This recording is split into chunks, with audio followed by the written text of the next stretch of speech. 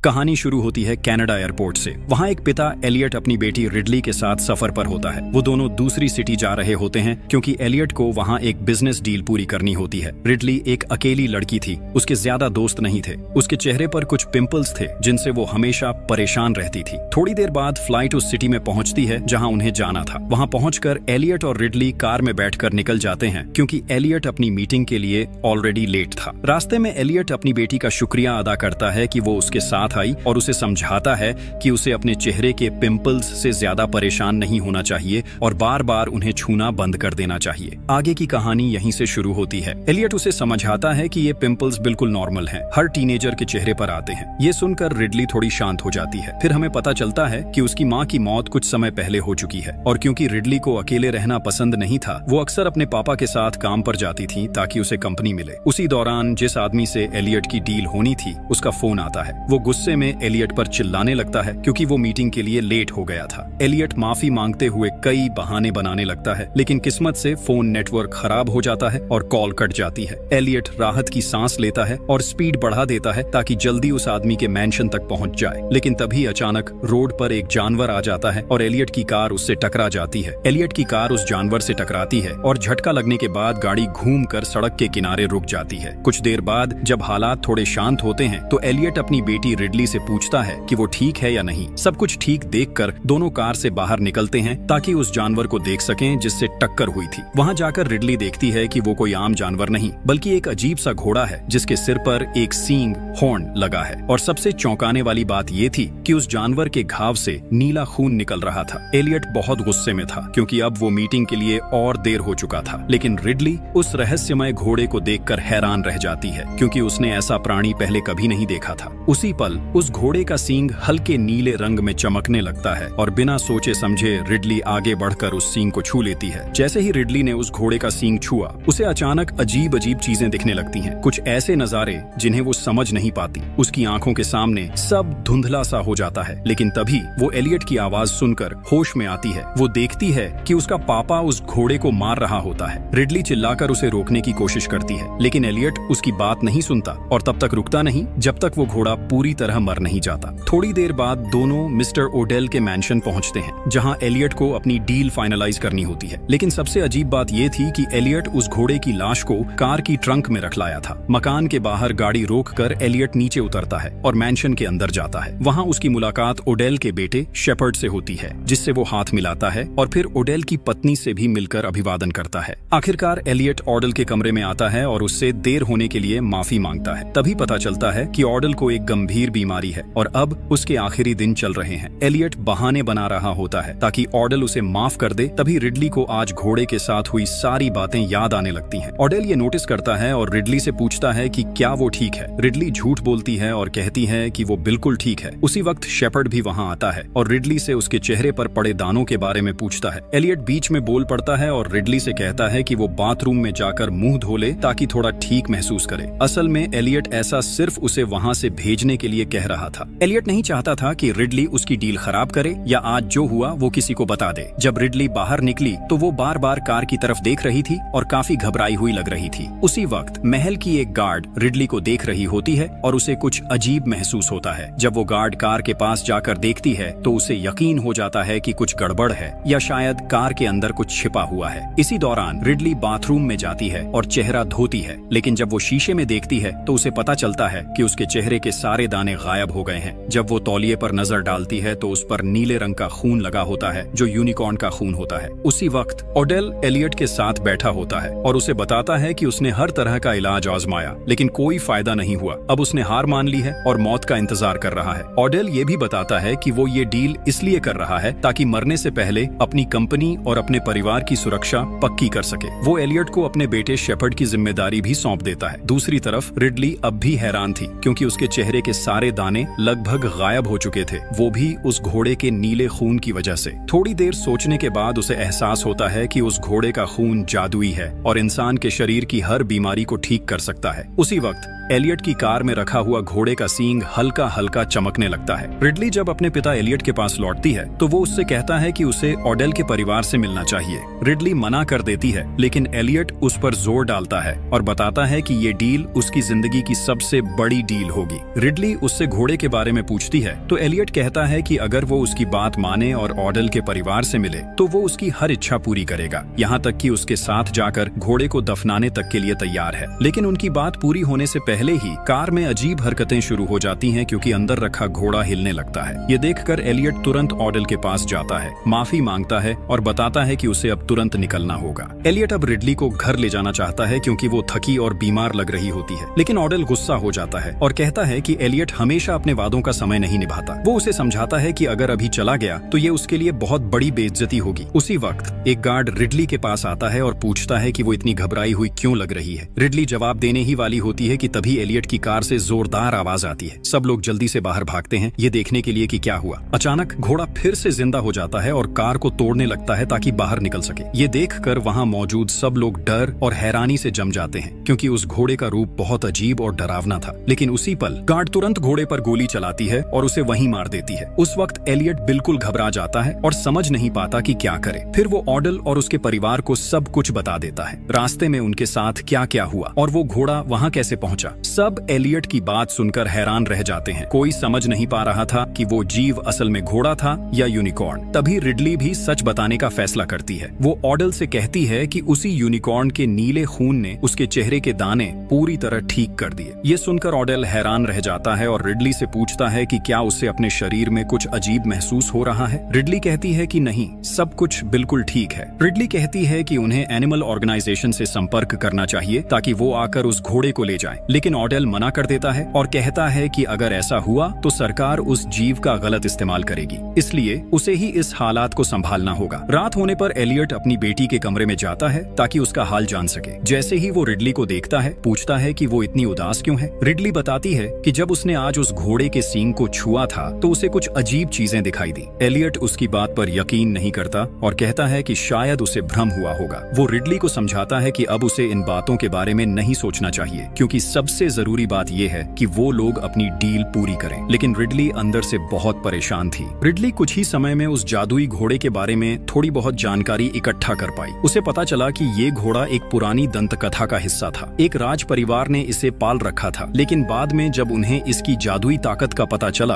तो उन्होंने उसकी शक्ति हासिल करने के लिए उसे मारने का फैसला किया। कुछ समय बाद घोड़ा फिर से जिंदा हुआ और उसने उस परिवार के सभी लोगों से बदला ले लिया। ये कहानी पढ़कर रिडली और ज्यादा डर गई। जब वो सोने गई तो उसे डरावने सपने आने लगे। रिडली को बहुत अजीब सपना आता है। वो खुद को जंगल में भागते हुए देखती है, लेकिन जब नीचे देखती है तो पाती है कि वो खुद उस घोड़े के शरीर के अंदर है। ये देखकर रिडली डर के मारे जाग जाती है, समझ नहीं पाती कि ये सब क्या हो रहा है। जैसे ही वो आंखें खोलती है, सामने कुछ अजीब दिखने वाले लोग खड़े होते हैं जो उसे और उसके पिता एलियट को बांध लेते हैं। पता चलता है कि वो लोग वैज्ञानिक हैं जिन्हें ऑडेल ने बुलाया है ताकि वो रिडली और एलियट का परीक्षण कर सकें और ये जान सकें कि उस नीले खून का उन पर क्या असर हुआ है। जांच खत्म होने के बाद रिडली अपने पिता से बात करने जाती है और उसे पिछली रात का सब कुछ बताती है। एलियट रिडली से कहता है कि वो सब कुछ भूल जाए और इन बातों पर अब ध्यान न दे। उधर जब डॉक्टर घोड़े के खून की जांच पूरी करते हैं तो उन्हें पता चलता है कि वो खून बहुत अजीब है। वो किसी भी इंसान की बीमारी को ठीक कर सकता है। वैज्ञानिक ये बात ऑडेल को बताते हैं और सुझाव देते हैं कि इसकी पुष्टि के लिए इंसान पर सीधा प्रयोग करना होगा। ऑडेल ये सुनकर बेहद उत्साहित हो जाता है और तय करता है कि ये प्रयोग उसी पर किया जाए।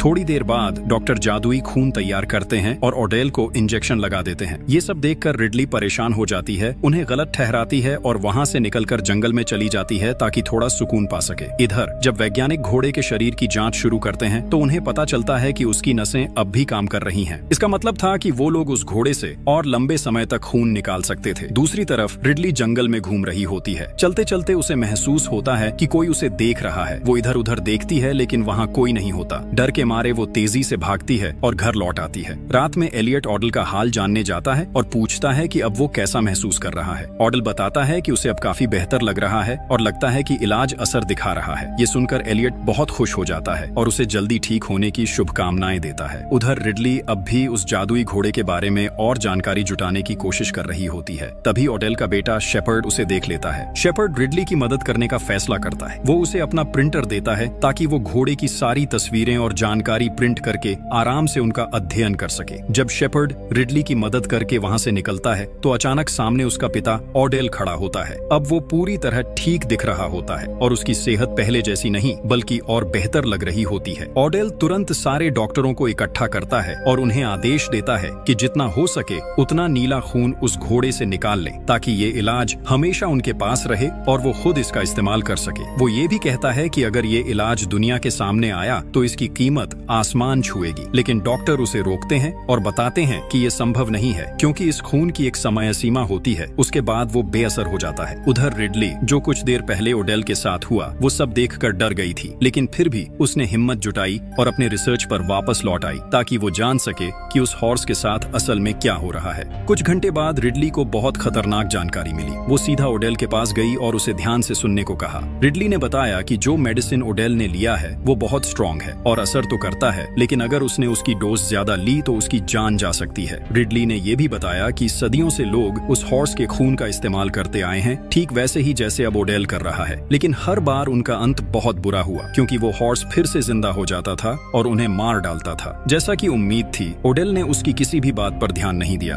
उसने उल्टा उसे कहा कि वो इस हॉर्स को पूरी दुनिया के सामने दिखाएगा और उसे इस मामले में दोबारा बोलने की जरूरत नहीं है। ओडेल के ऐसे बर्ताव से रिडली बहुत आहत हुई। थोड़ी देर बाद ओडेल की वाइफ रिडली के पीछे आई। उसने रिडली को दिलासा दिया और कहा कि वो कोशिश करेगी कोई हल निकालने की। इसके बाद रिडली गुस्से और दुख में अपनी कार में जाकर बैठ गई क्योंकि उसके फादर एलियट ने भी उसकी बातों पर भरोसा नहीं किया और ओडेल के सामने उसका साथ नहीं दिया। दूसरी तरफ ओडेल और बाकी डॉक्टर्स ने हॉर्स को तैयार किया। उन्होंने उसे एक बैग में बंद किया ताकि उसे मैंशन से बाहर ले जाकर शहर में पहुंचा सकें। जब ओडेल और डॉक्टर्स हॉर्स को ले जाने की तैयारी कर रहे थे तभी अचानक पूरे मैंशन की बिजली चली गई। उसी वक्त डॉक्टर्स के पास जो डिवाइस था उसने बहुत तेज सिग्नल देना शुरू कर दिया। इस सिग्नल का मतलब था कि हॉर्स अब भी जिंदा है। उधर रिडली, जो कार में बैठी थी, नीचे उतरी और जब उसने आसमान की तरफ देखा तो वहां अजीब रंग नजर आ रहे थे। एलियट तुरंत डॉक्टर्स के पास गया ताकि पता लगा सके कि क्या हो रहा है, लेकिन कोई भी डॉक्टर कुछ समझ नहीं पा रहा था या जवाब नहीं दे रहा था। अचानक एक डॉक्टर की मौत हो गई। उसे हॉर्स के सींग से वार किया गया था। एलियट ने जब ध्यान से देखा तो उसे पता चला कि जिसने डॉक्टर को मारा वो कोई और हॉर्स था, वो नहीं जिसे उन्होंने आज मार दिया था।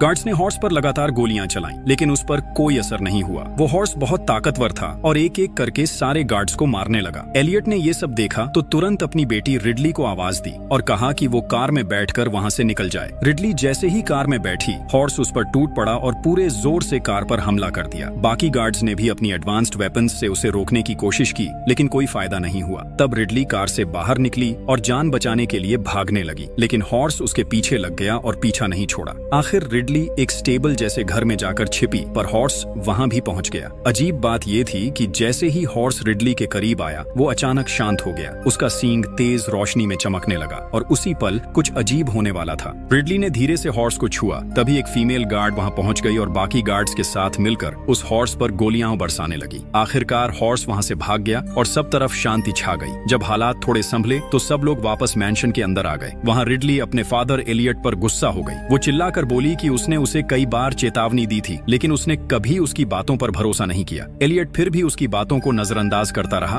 और हमेशा ओडेल के पीछे चलता रहा। रिडली ने उनसे विनती की कि वो लोग उस हॉर्स को उसके पेरेंट्स के पास वापस छोड़ दें। उसने कहा कि यही एक तरीका है सब कुछ रोकने का, लेकिन वहां मौजूद किसी ने भी उसकी बात पर ध्यान नहीं दिया, बल्कि ओडेल ने तो इसके बिल्कुल उलट फैसला कर लिया। ओडेल ने फैसला किया कि वो अब इन सारे मैजिकल हॉर्सेस का शिकार करेगा। इसके बाद उसने कुछ हंटर्स की टीम बनाई और सबको लेकर जंगल की ओर निकल पड़ा ताकि इन हॉर्सेस को पकड़ सके। एलियट भी उनके पीछे जाने की तैयारी कर रहा था, लेकिन रिडली उसके पास आई और उसे रोकने की कोशिश की। उसने रोते हुए कहा कि वो जंगल में न जाए, लेकिन हमेशा की तरह एलियट ने उसकी बात नहीं मानी। उसने कहा कि वो ओडेल को अकेला नहीं छोड़ सकता। इसी बीच शेपर्ड डॉक्टर के पास गया और उससे हॉर्स के खून का सैंपल ले लिया। वो सोच रहा था कि अगर वो इस खून का इस्तेमाल करेगा तो उसे बहुत ताकत मिल जाएगी और वो किसी भी खतरे का सामना कर पाएगा। शेपर्ड ने उस खून से एक खास लिक्विड बनाया और उसे खुद पर इस्तेमाल करना शुरू कर दिया, लेकिन ऐसा करते ही उसके साथ अजीब चीजें होने लगी। उसका शरीर बदलने लगा और वो खुद नहीं समझ पा रहा था कि उसके साथ क्या हो रहा है। उसी समय रिडली भी कुछ भयानक महसूस करने लगी।